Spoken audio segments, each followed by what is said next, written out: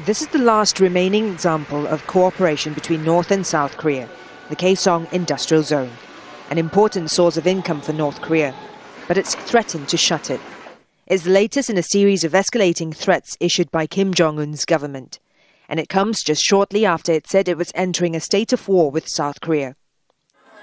It's a pattern that's long familiar to South Koreans, whose country is still technically at war with its neighbor, with no peace agreement ever negotiated or signed after the fighting in the 1950s. Generations have learned to live with the threat of more attacks.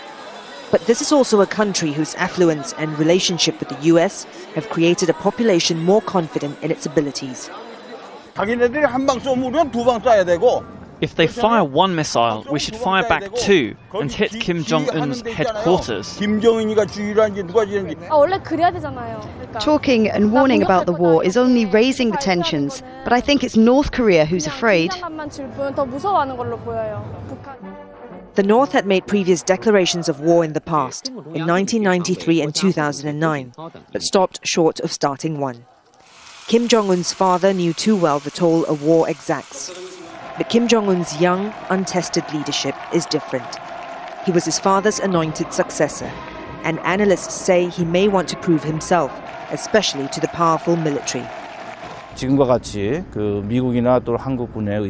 We need strong deterrents like the ones the US and South Korean governments have displayed to make sure Kim Jong-un does not make reckless miscalculations or have fantasies about the strength of his military. Kim may also be following a pattern used by his father, talking tough to squeeze international aid and draw the US and South Korea back to the negotiating table. The fact that Kim's threats have so far not worked may prompt him to take more drastic action. The key thing now for South Korea and the international community is to convince him that he'll have more to lose if he follows that path. Florence Louis, Al Jazeera, Seoul.